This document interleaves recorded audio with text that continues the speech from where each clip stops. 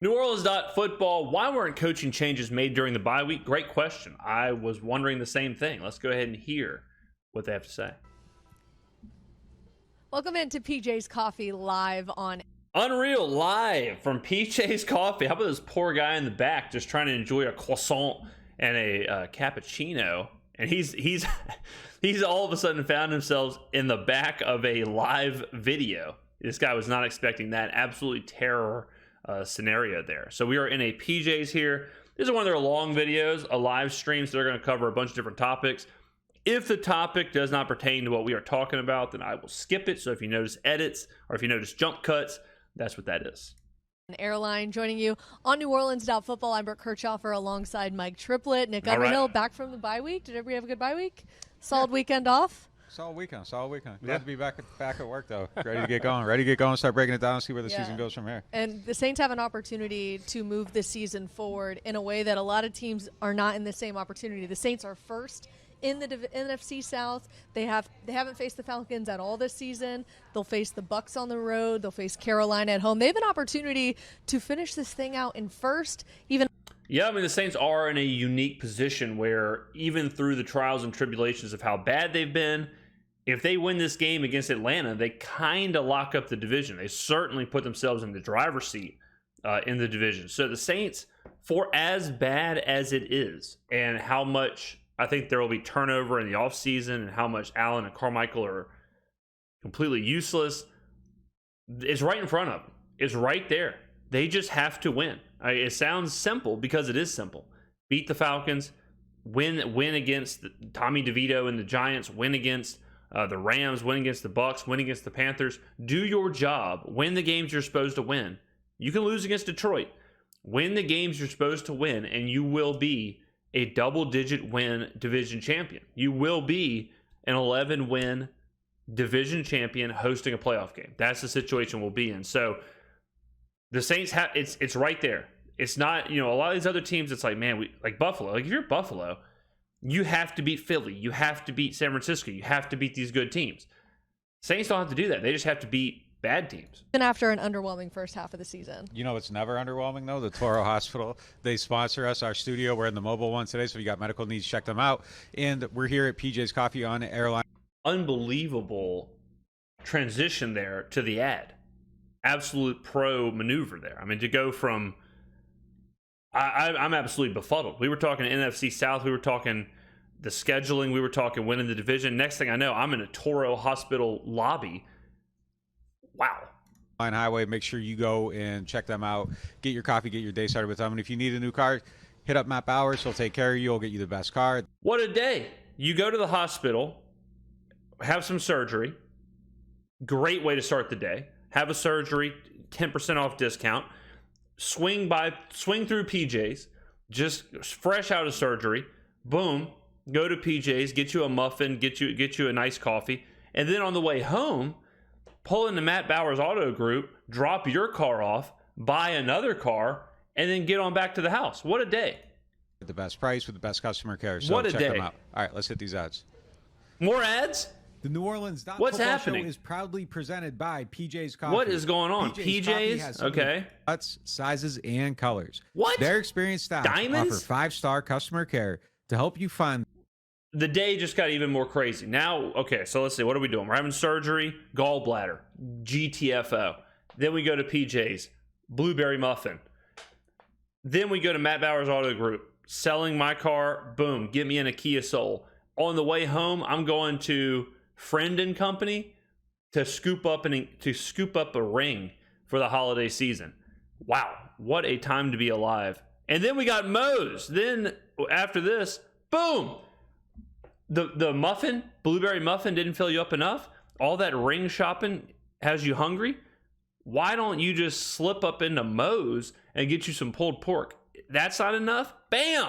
Hard hide Ponchatoula strawberry whiskey, 86 proof. I mean, at this point, it's late in the day. You've spent a ton of money on surgery and cars and diamond rings. I don't blame you for needing some strawberry whiskey. Wow, that was shocking. That was a lot of ads. That was I'm shocked right now. Let's get into our lead topic presented by Friend & Company What's Fine the lead Jewelers, topic? the A new official car? jewelers of the New Orleans Saints. Friend & Company Fine Jewelers is excited about their new engagement salon where they have a wide variety of How much engagement money do you rings think I while you're have? there.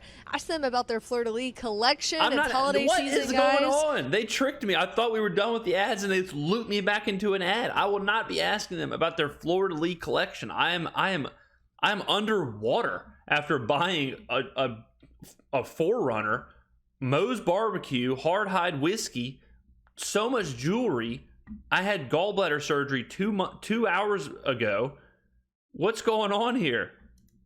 If you got a significant other or a mom or sister, they'd look great in this fleur-de-lis set of earrings and necklace that I have on now. They are specially priced for our NOF audience. All right, let's get into the lead topic and what kind of went down with the Pittsburgh Steelers. Sets up a topic we already wanted to lead off with, and that is why no coaching changes were made during the bye week. The Buffalo Bills fired their OC. The Pittsburgh Steelers fired their OC, and then cleaned house over with the Raiders. Why have the Saints not made a change yet with their offensive coordinator? Well, I'm going to speak from... Great question.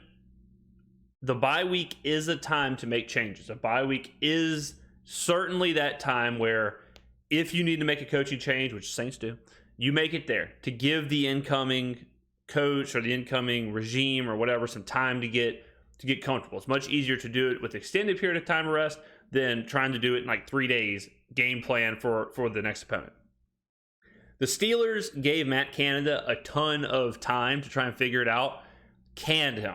Ken Dorsey fired. I don't think that firing was justified. Ken Dorsey had the Bills firing off pretty well offensively. Then the Bills had a lot of other problems. I think Sean McDermott probably should have been fired before Ken Dorsey was, but Sean McDermott's the head coach. That shows you how that operates. My reasoning for the Saints is that I think the Saints are one of those franchises, and they talked about this in the offseason. They said, we want to keep things together. We don't believe that change and turnover leads to success. And that's why they brought back Allen and Carmichael. I think right now the Saints are looking at this season like it's right there in front of us. We can win the South. We can host a playoff game. We can do all these things. All we have to do is beat the bad teams, right? So I think in their mind, their line of thinking is, let's not shake things up too much.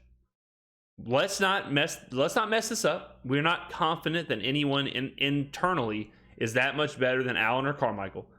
So let's just let these two clowns navigate us through this easy schedule, and let's try and win. Which, I'll say this, I do not blame them. I don't think the Saints should have made a move during the bye week. I don't think there's an obvious move. I think if we had a coordinator or a guy who we were really, really confident is the next OC or the next head coach in waiting or whatever. Like if we had Eric Bieniemy, like the Commanders have Bieniemy as their OC, right? So if they fired Ron Rivera, they're basically saying we're giving Bieniemy kind of an interim head coaching chance before he becomes the head coach. I don't think we have that on the on our staff. I've said Ronald Curry could probably take over play calling, but am I fully confident that Curry can do it that much better than Carmichael? No. We saw that with Carolina. They let Thomas Davis take over for Frank Reich. Boom, Frank Reich took it right back because Davis was actually worse than Reich. So because we're so close to our goal of double-digit wins, division championship, all that stuff, I'm okay with staying pat and seeing if these two fools can figure it out for the rest of the season, and then we can can them. Kind of the point of view of how the Saints think, not how I think before coming into the season. Let me preface this. I said they should make an OC change. Thought that should have happened. They didn't do it. They stuck with Pete Carmichael. They're in the situation they're in. The way they think, though, like just knowing them and kind of analyzing it that way, they view it like they're a first-place team. They're in first place. They have 7 games to figure it out. They're going to try to figure it out. And I think these other teams were more in a situation where they felt like they needed to do something to save their season. Like Buffalo felt like things were getting in the way. They're falling down the standings. They make a change to try to get back in the playoff picture. Pittsburgh's in 3rd place in their division. They thought they needed to make a change to try to change up their fortunes. The thing with Pittsburgh, too, is that Tomlin knows he's the man. right? Like Tomlin knows he's the coach. He knows he's a successful coach, a Hall of Fame coach in my eyes. One of the most underrated head coach maybe ever. But so Tomlin knows I can make this change and we'll still be okay. Allen doesn't know that because Dennis Allen is gone pecan. All right, he's gone just like Carmichael's gone. So Allen can't say, if I fire Carmichael, I know I can handle the change. I know we'll be okay because I'm still here. Like Tomlin does. Tomlin has faith in that change won't be that big of a deal. Allen does not have that faith because if Carmichael goes, then Allen has to become more involved, and we all know that's a problem. The Saints feel like they're in control of their fortunes, and they don't think that making a change right now is something that's going to make their team better. So they're standing pat. You can argue whether that's good or bad. I mean, look, we're aligned. We're saying the same thing here. Is the thing behind the mystery door better than what you have? You don't really know that, so they're in first place. Yeah. So why find out? I think that's how they view their situation. Nailed that right one. now. Yeah, I mean, the only thing I would say is I do think the Saints recognize that they're in a very critical juncture. I don't think certainly hope so. Everything's cool here.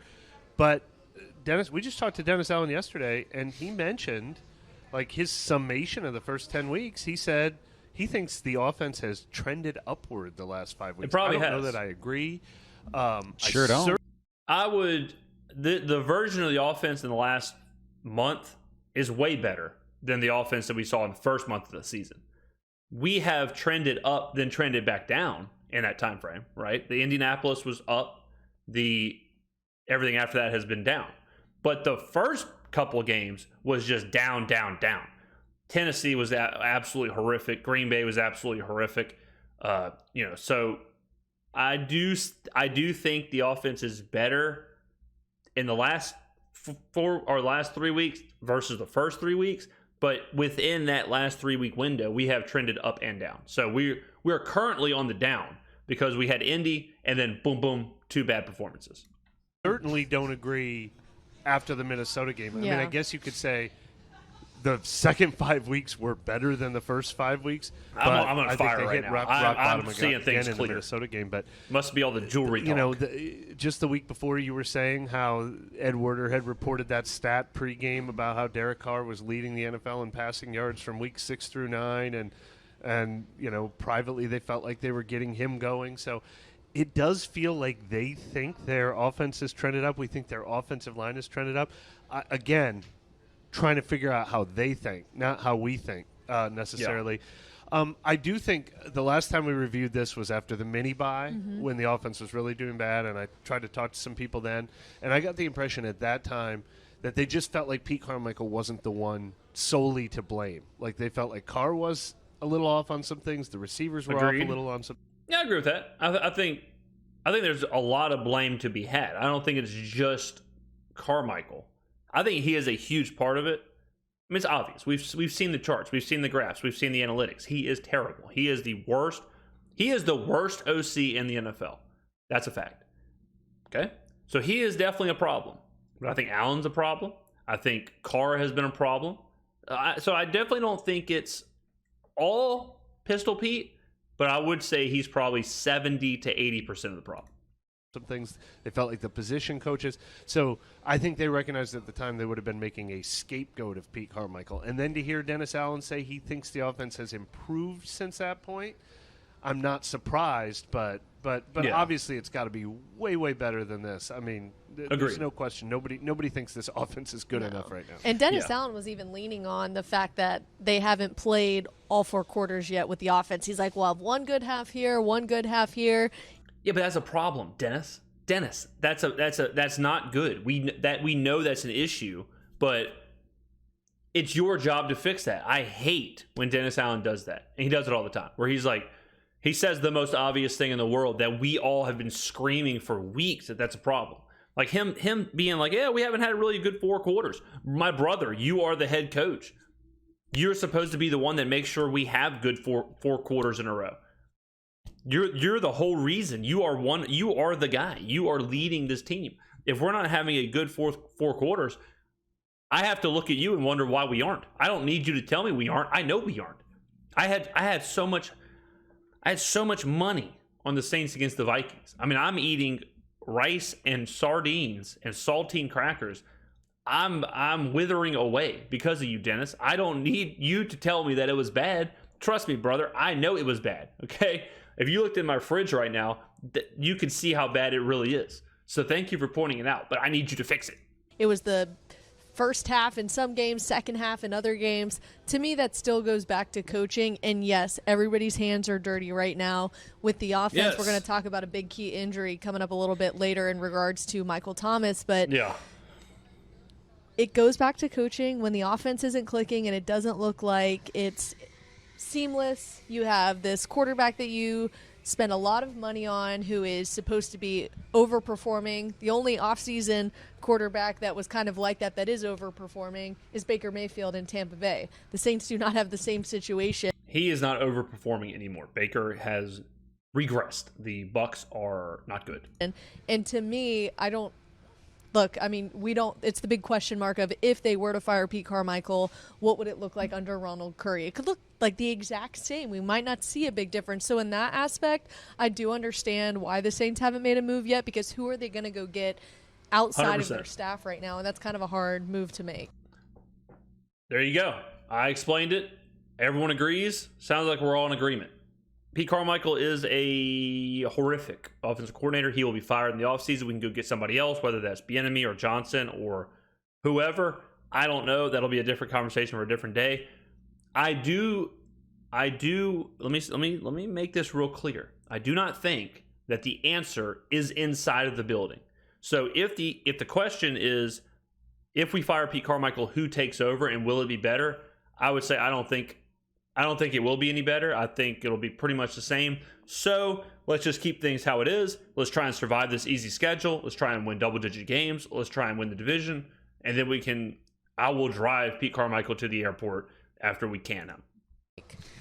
To Mike's point, I kind of feel like always going to the player execution is scapegoating the players. Mm-hmm. It feels like an excuse all That's the what I time. said at the I beginning of the don't want to season. hear it anymore about like the players didn't execute. Well, why didn't they execute? Yeah. Why couldn't you get them to execute? I said that all beginning of the season. Do y'all remember? Let me know in the comments below. I'm sure you do. Every time I heard, it's just execution. This is the NFL. This is not junior varsity football where you're teaching. You're not teaching Alvin Kamara how to do his job, right? He's doing his job. You're not teaching Michael Thomas how to run routes. He is a former offensive player of the year.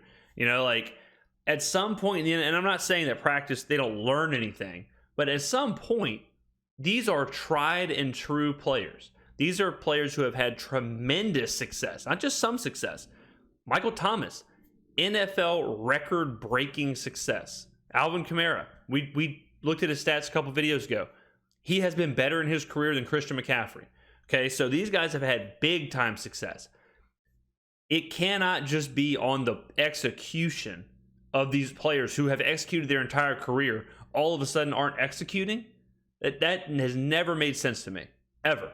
So I do think the idea of, we just need to execute. We just need to, be a little bit more focused on the details. We just need to do that. That has always been a cliche scapegoat from this coaching staff. Because that's something you can say forever, and fans and reporters or whatever just eat it up. They hear execution, they hear tackling, they hear scheme, they hear all that stuff, and they say, okay, that makes total sense. Never fooled me.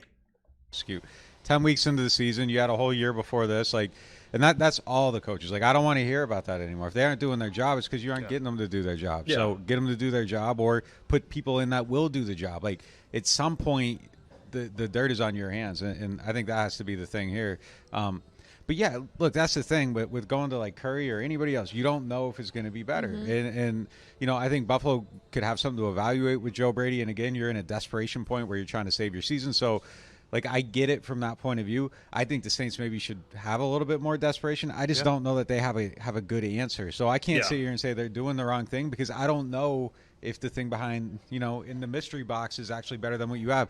It's always so easy to look at these things and think that the perfect thing is inside, but sometimes you open the box and UPS broke your package on the way here. It just happens sometimes. Good thing UPS you isn't don't a know what sponsor. you're going to get. That might be the only company in the world that's not a sponsor. Right? No. Stop throwing my packages. Bring them up on the porch, damn it. My biggest problem with this offense is we've talked about this a lot. They have no identity. I don't even know what it's supposed to look like. And all these people are in the room. I'm going to have a hard time, unless we see something drastically different over the next 7-8 weeks. I'm going to have a hard time not thinking that they don't need a massive overhaul on offense. They do. You've invested so much in Derek Carr. You've got these young receivers to Get build rid with. of them. They don't even know what they want their offense to be. Like I said, what frustrated me so much about the Minnesota game was when they crawled back within one score. It's like, all right, now go back to what works. You're back in this game. There is no go back to what works. There's no foundation. There's no let's go back to what we do well. Let's go back to what we came in wanting. This has always surprised me. That I mean, right now, me, Nick, Brooke, and Mike are completely aligned in what we've been saying for the last 2 months. Even when I watch OTB or whatever else, everyone that we cover, everyone we react to, everyone in this space is saying the exact same thing. I have hit on what Mike is talking about every single time we talk about the Saints offense, that they don't know what they want to do. There's no consistency. There's no scheme. There's no, it just goes from play to play, possession to possession, game to game. That's it. We have no idea what they want to do. How do they not know? How does Pete and Dennis and Mickey, to an extent, how do they not see this and say, like, guys, why don't we have an identity? Why don't we have a scheme? Why don't we have a plan? Why don't we have something we want to do? You know, I mean, Pete Carmichael's been in that building for almost 20 years. How's it possible? How is it possible that he doesn't know, like, what he wants this offense to look like? You know, I don't, like Mike said, I don't even know what's the best version of the Saints offense. I know in my head what I would do, but I'm not an offensive coordinator. I'm not an NFL head coach. I haven't had 20 years of experience in the NFL. But I know, I can tell you, if Mickey Loomis came knocking on my door and said, all right, we want you to be the offensive coordinator, we want you to counsel the offense, I would say, okay, well, I know for sure that we have to get Taysom Hill the ball. We have to get Taysom Hill involved up to that 50-yard, 60-yard marker. He needs to be a focal point of the running game because we can't run with anybody else. I would say I know for sure we need to get Chris Olave and Michael Thomas a heavy amount of volume because Michael Thomas is one of the best physical pass-catching possession receivers in the game. Chris Olave is our most versatile, most dynamic receiver. So let's get them the ball as much as possible. Past that, you're talking about utilizing Rashid Shaheed's speed, whether that's with some sweeps or whether that's him pushing the ball down the field. That is the core. And then you have Kamara, who obviously he's your big threat in the running game. And like I always say, get Kamara out in mismatches against linebackers, out running routes, and take advantage of that. That's the core foundation. You know, like those are the first boxes I'm trying to check. How many games do we go where we do not check those boxes? It seems like every game, some of those boxes aren't checked, where all of a sudden Olave is completely irrelevant, where Michael Thomas doesn't have a catch, where Alvin Kamara has 6 carries and 2 receptions, you know, or all of a sudden Taysom Hill has 1 carry. You know, so it is frustrating, but I think it just comes down to these guys can't do it. These guys cannot formulate a scheme, cannot formulate an idea, cannot formulate an identity, which is absolutely shocking for people who have had a ton of experience in the roles that they're in. Need to do. I don't even know what that is. Yeah. They invested in Derek Carr, and it's been 11 weeks now, and I still don't think they have a good picture of how to put him in favorable positions, what works for him, what this offense does best, and that's really frustrating. And so it's really hard to defend this offense, and it's got to be the major change of the offseason. I don't know that you could overhaul the offense during just this 2-week span, but yeah, I don't think so. But I mean, that's the thing we need to see. Mm-hmm. We need to see a much better version. I hope they did some self-scouting and figured out, here's some things that work. Let's really focus on those. If we don't see that soon, it's a lost cause. Almost. You brought up a good point about identity. How many times has the answer fallen short when we've asked a coach, a player, an assistant coach about what the offensive identity is? How many times have we reviewed or reacted to Pete Carmichael's interviews or Dennis Allen's interviews where they do not have an answer to those questions? And nobody can answer it. They keep saying, well, we're getting close. Getting close to me would be putting things together. It's almost like they're finding a new thing about the offense each week. It's not that they're building Completely off agree. of something. It's that they find a new way to be bad on offense and then find something that's been working well, and then they go. It's just been it's so also back and temporary. forth. It's yes, also temporary. very temporary. Yes. The thing that's Possession to crazy, like possession. going back to DA's comment about the offense being better the last 5 weeks. What? Like what? The Chicago game? Did we not all watch that game? Like they needed like a up-tempo drive in the third to get it going. There were 5 turnovers. They didn't really score points. I thought the Minnesota game was maybe the worst offense has ever been with your starting quarterback in there. Like that game was terrible. That's a great example of this season. Derek Carr and that first chunk, the first half against Minnesota, was probably one of the worst. It's hard to say the worst because, what we did against Green Bay and some of those other games. That was one of the worst chunks of time for this offense. But then they do just enough at the end to kind of put a Band-Aid over it and be like, oh, well, we got to point to this thing happened, and how do we know what we really had? Carr got hurt, and oh, look, we got within one possession. We clawed our way back. So, there's always something for this offense to make an excuse about, or this coaching staff to make an excuse about, whether it's an injury or whether it's a game flow or whether it's a last second this or we were right there. We talked about that a lot with Groupie, where Groupie would miss a kick. So then everyone was blaming Groupie. And we would sit here be screaming, saying he shouldn't be in the position. It shouldn't come down to Groupie making 4 field goals. Because he's in that position to where the game is on him, he's made 4 field goals, he misses the last one, we lose the game. The offense has to be better.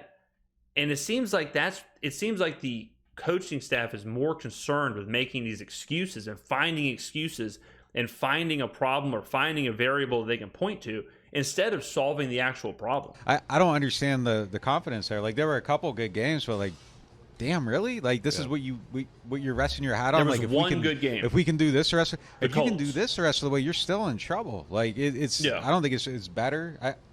I don't see it trending the right way. I don't see the offensive line really trending the right way. I don't see Derek Carr trending the right way. I don't see, and now you just lost Mike Thomas. Like so that's I don't know. I don't see it. I don't see the bright side to this. I think it's all crisis right now. And that gets into our moment of the day presented by New Orleans Hamburger and Seafood Company. All The right, Saints boom. New Orleans brought Hamburger. back Marquez Callaway. He was seen in the locker room. Remember, he filled a very large hole for Michael Thomas back in 2021. It was a much different circumstance back in 2021. Now, we still don't know the extent of Michael Thomas's injury. So Michael Thomas is on the IR. I know that for sure. On the IR for 4 weeks. We are going to skip the Marquez Callaway talk. Not impactful. He's not going to save anything at all. Callaway's was good at times, but I mean, we have much bigger issues than filling Michael Thomas's injury with Marquez Callaway. So let's skip ahead. Carr. For me, he hasn't proved Okay, hold enough. on. What are we doing here? Dude was going to get injured. Like, there was just no way around it. You got to protect people from that. All right, so we've talked about other options. Let's right. look at some of these off-season contracts. Looking back, the new additions to the team, were they good or bad? Okay. And, of course, we have right. to start with the number one name on this list, quarterback signing Derek Carr. For me, I think right now it's early to just say this was a mistake or it wasn't or whatever. I think in this very small vacuum of 11 weeks or whatever, I think it's been bad. Carr hasn't been good. That's a fact. Okay, he has not been good. I like the idea of going and getting a quarterback. I like the idea of not sitting back and saying, yeah, let's roll Trevor Siemian back out there, or yeah, let's roll Andy Dalton back out there, or yeah, let's see what Jameis Winston's got. Like, I understand wanting to make a proactive move in the offseason and bring in your guy. I'm not totally sure how much of Carr's issues are Carr related or Carmichael and Allen related. Part of me believes if Sean Payton was here, Carr'd be having one hell of a season. Part of me believes if John Gruden was the coach, Carr'd be having a hell of a season. Again, Ben Johnson, Eric Bieniemy, whoever. If any of these guys, Joe Brady even, I don't know. If all these guys were here, Carr might not look like this. How much of it is Carr? How much of it is the offensive scheme? I don't know, but it definitely has not been good. I mean, Carr has not been good. So, yeah, it's impossible for it to be like, yes, this was a great addition. I do think they should have made the move. I think they should have gotten a quarterback. I'm still holding out full judgment until I see a competent offensive coordinator and head coach, though. For me, he hasn't proved enough yet to show that he is a long-term solution. Yeah, for sure. Obviously not. No, it's been a huge disappointment. I mean, especially after what we just saw with Josh Dobbs, who just showed up in Minnesota, and they had a better plan for how to make Josh Dobbs. But Dobbs is a great example of what I'm talking about. If the Saints would have went and got Dobbs instead of Carr, Dobbs would look like he'd be a total disaster, complete wreck. But what did we hear about Dobbs? We heard that O'Connell was basically in Dobbs' ear the entire time, breaking down play by play. Like, look at this guy. This guy's going to be open. This is what they're trying to do. O'Connell was basically playing quarterback. And that shows how good of a coach Kevin O'Connell is. You know, Pete Carmichael's not doing that. His headset's not even plugged in. Dennis Allen's not doing that. He doesn't even know. He has no clue what he's doing offensively. So Dobbs is, it goes to show you cannot just take player and move them to this situation and they're going to be good. Dobbs is a career journeyman. Dobbs is in a situation now where the coaching staff is getting the most out of him. Good coaches do that. Bad coaches do the opposite, right? It takes a lot for a good player to be good in a bad coaching situation. Daniel Jones, his first year under Brian Daboll, had the best year of his career. Is that a surprise? Is it a surprise that Brian Daboll was able to get that much out of Daniel Jones? No, it's not a surprise because Brian Daboll's a hell of a coach.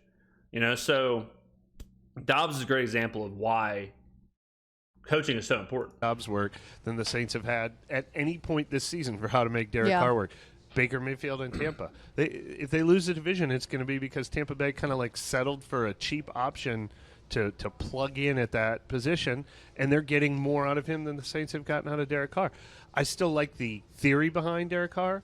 The theory behind Derek Carr is you should have had the best quarterback in the division, you should have the most functioning offense in the division, and you should have like a 3-game lead in the division right now. If that was true, if this was just like a 7-3 team with modest offensive stats, I'd say it was totally worth it. But it's not totally worth it if you're not better than Tampa Bay and Minnesota at the position right now. Yes, agreed. Yeah, I agree with all that. I mean, it's just so visually unappealing, too. I think that's a big part of it. Like, it's just, like, Baker looks like he's getting the most out of his talents. Like, Derek Carr doesn't. Like, and he might be a better player. Like, he probably is, like, the 15th or 16th best quarterback in the league, which is what I think the Saints thought they were getting. The guy that was, like, in that, like, 12. I think you're just about to say, I think the Saints were closer to, this is a 12th best quarterback in the league. On the high end, maybe we can get him to be like a top 10 guy.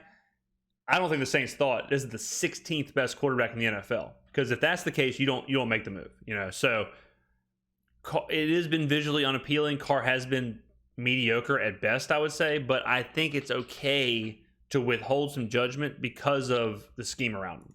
12 to 16 range, everything goes right. Like, maybe you're fringe top 10, but everything goes wrong. Like, you're just kind of not. I think that is where he exists, but it just feels like he should be so much better than he is, and he isn't. So I think they're tied to him for at least one more year. Next year they can cut him, save $28.6 million against the cap. After next year they're kind of locked in. There's really nothing you can do. So right now it's not. I don't think it's what they thought it would be. Yeah. They're going to have to – the next investment is going to have to be to make that investment. I mean, look, we're going to talk a lot about this team a week from now. Detroit and Jared Goff right now. I mean, they have one. But that's the exact same – the answer is right in front of us, right? Detroit and Jared Goff, Ben Johnson. You think Pete Carmichael could get the most out of Jared Goff? No, he could not. So, you know, it's – I'm telling you, it's just so much is on this scheme and this staff. And they mentioned it where the next investment will be to make sure your Derek Carr investment works. 100%. You have to get rid of Allen and Carmichael, and you have to bring in somebody who's going to get the most out of your biggest investment, which is Derek Carr. That's just it. So it has to be an offensive guy. The next coach that we get has to be an offensive guy. Bottom line. You got to bring in someone that can get the most out of Derek Carr, because if you bring in somebody, I keep saying the same names, but if you bring in Eric Bieniemy and Derek Carr has a Pro Bowl season, then all of a sudden, what's that do? It gives you another year of Derek Carr. It makes that investment that you made, it makes it even more viable, and you get a whole nother year of it. You get even more prolonged success out of your investment. It makes everything else easier. Getting one more year out of Carr, cutting him, finding a new quarterback, finding a new scheme. That you do not want to be in that situation. So it was so foolish of Mickey to believe in Carmichael and Allen. At this point, after watching it so much this season, it really is hard to believe that he could have had any kind of confidence in Allen and Carmichael. What have they done to prove that they should have been giving another chance? It's sickening. One of the top offensive minds in the league, getting the most out of Jared Goff. That's not too much to ask that Derek Carr can be what Kirk Cousins was for Minnesota, what Jared Goff is for Detroit, what Ryan Tannehill used to be for Tennessee. But you need to be all in on making that work. All right, next offseason edition, Colin Saunders. To me, yes, he's been fun to watch on the offense, but I haven't been wowed by what he's been able to do, especially with a defensive line that has just struggled so much to stop the run and specifically stop mobile quarterbacks. So for me, I'm putting Colin Saunders right in the middle. I'm saying he was okay. This would be a who cares for me. We'll skip ahead of this. Again, when you have problems like the Saints have problems, it doesn't matter. I mean, Saunders, how much could he have really changed? How much could he have really impacted what we have going on here? I mean, like I said, non-factor. Let's skip to the next one. Who is the next? The next is Nathan Shepard. Ladies and gentlemen, we are not talking about Nathan Shepard. Next, Jack Heflin. Who the hell are these people? Foster Moreau, completely irrelevant. All he did was lose us a game. So GG's for the boy Foster. Jamal Williams. Jamal, when we signed Jamal, I was kind of like, this creates kind of a logjam, because Jamal Williams is really good at the short yardage, goal line, 3rd and 1, 4th and 1 situations. But we already had that with Taysom Hill. We already had what he does. So Jamal Williams, to me, feels like it doesn't fit. It feels like to me that he's never fit the scheme, because as good as Jamal is in those situations, I would rather see Taysom Hill in those situations. And I don't want to take away Alvin Kamara carries and Taysom Hill carries just to get Jamal Williams carries. If Jamal Williams has 8 carries in a game, to me that's a problem, because we've lost 8 plays with 2 of our most dynamic players. So he doesn't really fit. I understand why you go and get him because of the Kamara suspension, and then Williams getting hurt at the exact same time of the suspension kind of ruined all that. So now there's not really a fit for Jamal. Let's see what's next. Next is Lynn Bowden Jr. I mean, who cares? Jimmy Graham. I don't even know if he's still on the roster. Trey Turner, same. And then we got some soft shell crab and shrimp. So we're going to skip these ads here and see what we have next. Little studio. Sorry, I got caught watching the live chat. And we are going to get to some of those questions, but first we are going to start with our segment. Are you guys surprised that there weren't any punter tryouts this bye week? Yes, I'm surprised every week that there aren't punter and kicker tryouts. Just like everything else with the Saints, it's been a huge disappointment. I really think the Saints are in a situation coaching-wise where they're like, look, we're so overwhelmed. We are so clueless. We can't even put any time into thinking about punting and kicking. I really believe that's where Dennis and Pistol Pete are, where they're so confused on a daily basis. They can't even figure out the quarterback position. They can't figure out running. They can't figure out offensive scheme. You think they have any time to think about punters and kickers? No. And that shows you, again, their ineptitude at running a franchise. No, because they just seem dead set on doing it this way. This is. He also just had the best. He was the only one who had the best game of his season in Minnesota. If it didn't happen by now, it wasn't going to happen after that game. Yeah, but I think changes aren't coming. We just need to stop thinking that it will. And no, they're riding with what they got. Exactly what I was saying. Like, at this point, we all know the problems, but they aren't being changed. So we just have to put on our life vests, put on our floaties, understand the ship is sinking, and just pray that we make it as close to shore as possible. That's pretty much where we are right now. when you think about it, if we were playing Madden, maybe I should do a Madden franchise. If we were playing Madden and we're in the offseason, we'd be getting a new head coach, a new offensive coordinator, a new defensive coordinator, a new kicker, a new punter. I mean, we would be changing all kind of stuff. We'd be changing so much. So we just got to hope that Headley and Groupie hold on, get us to the playoffs, get us to the division win, and then we can fix it in the offseason, because obviously changes aren't being made now. Yeah, they're riding with what they got. Marquez Callaway's back. Like, they're riding with what they got. So, I mean, that's kind of – it just is what it is at this point. Yeah, all right. Everybody's been asking in the chat about Shaq Leonard. Do we think the Saints have any interest there? They should go get him. By the Colts. The Saints should be going and getting all the good players they can. It was the same with Jalen Smith when we got him. It's like he's a guy. We need talent. We need bodies. We need good players. If Shaq Leonard is a former Pro Bowl linebacker, he got waived. Bring him in. Bring in as many. Same thing I was saying about the Chiefs, where it's like, hey, Kansas City, y'all need wide receiver help. Go get Odell Beckham, DeAndre Hopkins, Hunter Renfrow, all these guys in the offseason that are available. Saints are the same way. You need talent. If there's talent available for whatever reason, go get said talent and see if you can make it work. I can't believe like how he was like defensive player of the year type. Yeah.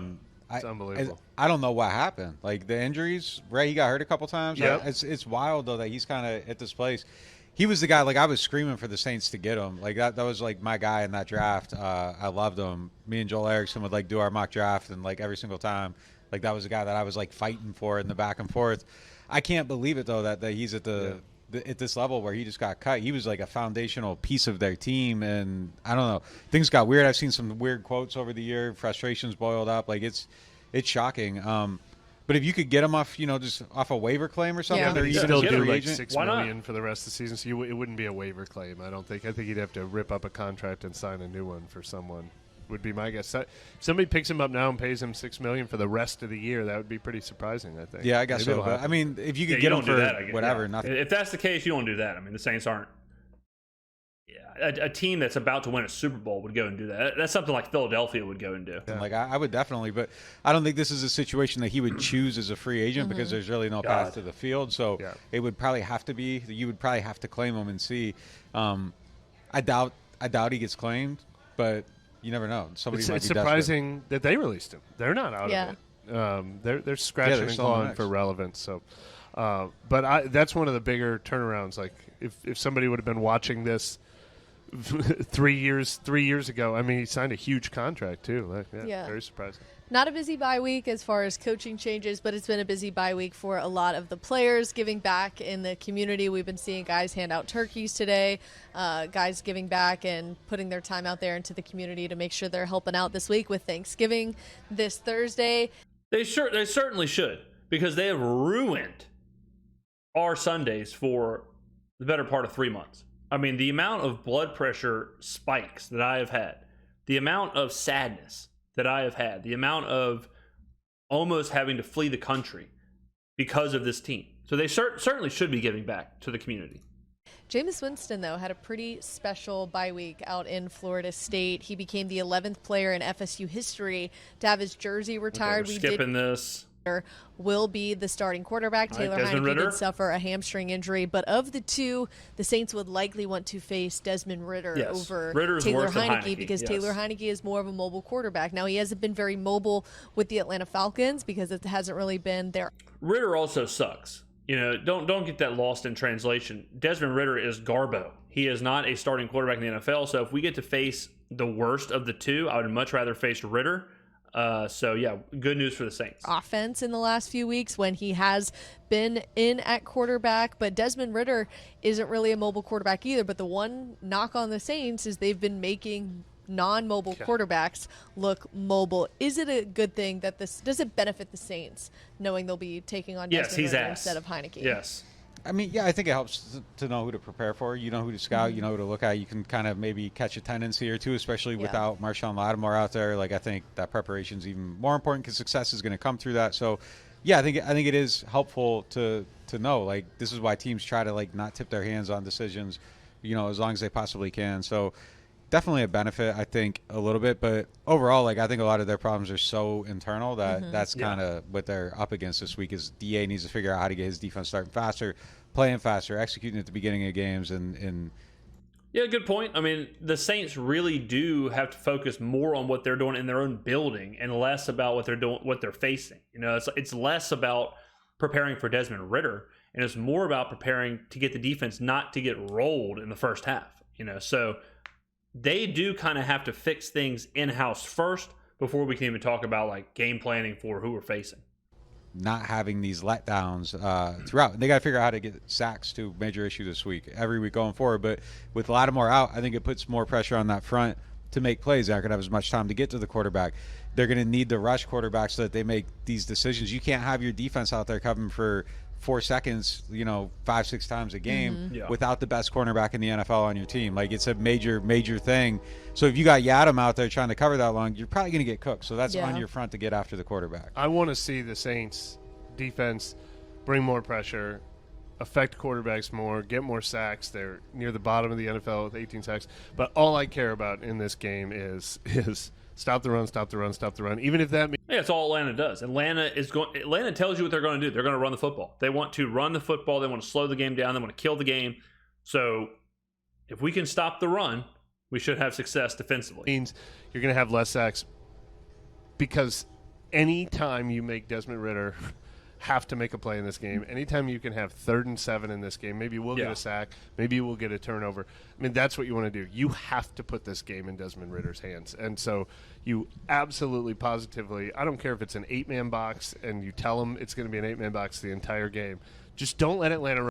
Yeah, let Desmond Ridder try and beat you. Run in this game. If Desmond Ridder beats you, then so be it, because that's a matchup the Saints should be able to win. And we're going to get into that matchup a little bit later in the week. I was even looking at some of Bijan Robinson's numbers, and they weren't very good last week. But he is scary, especially against the Saints defense that has been struggling to stop the run. The last time Desmond Ridder played the Saints beat the Falcons 21-18. Desmond Ridder only had 97 passing yards. Yeah, he's terrible. And 0 touchdowns. He also got benched in week 9. So how will that affect the quarterback? Will he be comfortable and confident? Will he be able to get that back against the Saints? I feel like anybody that is getting into this deep-seated rivalry game, whether you've been there for 3 years or you've been there for 20 years, you can get up for this game. And just a little side note, we did see that there's some sort of lineup going on in Atlanta for this game. Should be rocking in Mercedes-Benz Stadium. They're gonna fumble that though. Like, you got all these dudes there. There's no way like everybody's gonna be involved. Like, for people that don't know, give a little. There's like preview. a rundown of like every rapper ever from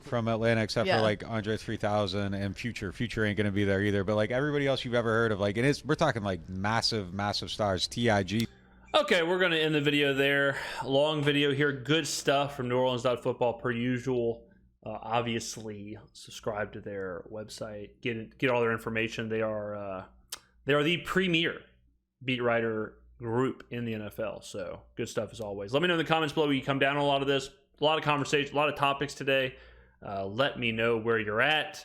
We gotta just get there. We gotta get to the division championship. We gotta get to double-digit wins, and then we can get to the offseason and we can start talking new head coach, new offensive coordinator, and the future of the New Orleans Saints. Thank you for watching this long video. I appreciate it.